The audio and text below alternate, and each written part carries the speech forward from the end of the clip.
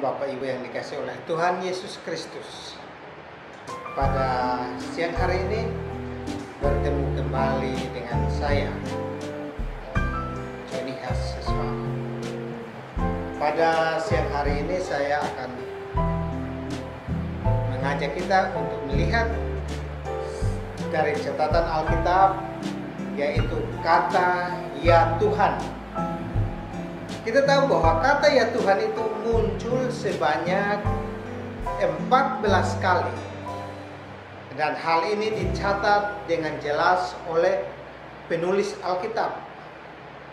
Nah, dari 14 kali kata "Ya Tuhan", 2 kali itu diucapkan oleh yang namanya Abraham. Pengucapan kata "Ya Tuhan" secara umum adalah dalam hubungan dengan doa dan juga hubungan dengan pengucapan syukur. Nah, tentu hal ini merupakan sesuatu yang baik, dan ada juga yang diucapkan dalam hubungannya dengan keluhan. Pengucapan kata "Ya Tuhan" oleh Abraham memiliki nilai tambah. 2 bukti berikut ini menunjukkan nilai tambah dari ucapan tersebut. Yang pertama, kata "Ya Tuhan" merupakan bukti bahwa Abraham mengenal Tuhan. Untuk dapat berkata "Ya Tuhan", maka ada proses yang harus dilalui oleh Abraham.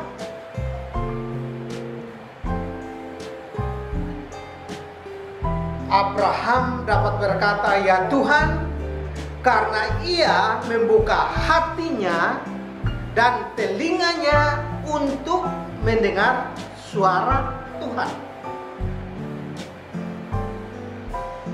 Kesediaan daripada Abraham membuka hatinya, membuka telinganya untuk mendengar suara Tuhan, karena ia yakin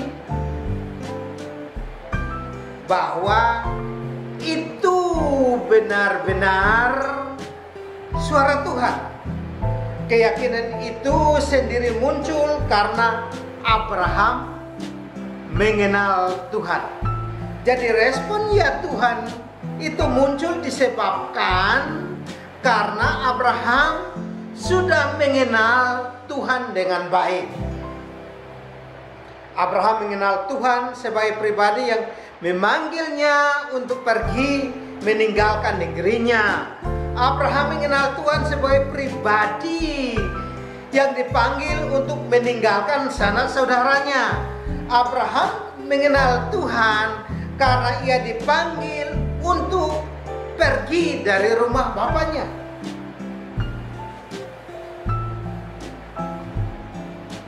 Abraham mengenal Tuhan sebagai pribadi yang melindungi, bahkan juga memberkati. Abraham mengenal Tuhan sebagai pribadi yang berjanji dan menggenapi janjinya. Abraham mengenal Tuhan sebagai pribadi yang terbuka. Dibuktikan dengan percakapan Abraham dengan Tuhan. Bahkan ada tawar-menawar ketika perbincangan Abraham dengan Tuhan tentang nasib orang percaya sebelum terjadi penghukuman Sodom dan Gomora, di mana Abraham berbicara dengan Tuhan. Ada tawar-menawar terjadi di sana. Dengan pengenalan seperti ini, maka tidak mengherankan kalau tanpa ragu-ragu Abraham itu berkata "Ya Tuhan". Hal kedua, kata "Ya Tuhan" dibuktikan dengan ketaatan kepada perintah Tuhan. Kita melihat respon daripada Abraham ketika dia katakan "Ya Tuhan" untuk kemudian Abraham itu membuktikan dengan ketaatan mutlak kepada perintah Tuhan. Padahal perintah tersebut merupakan perintah yang paling sulit di dalam kehidupan Abraham. Abraham diminta untuk mempersembahkan anaknya Ishak, anak yang tunggal. Bahkan Ishak itu merupakan anak perjanjian. Namun Alkitab tidak mencatat ada protes dari pihak Abraham.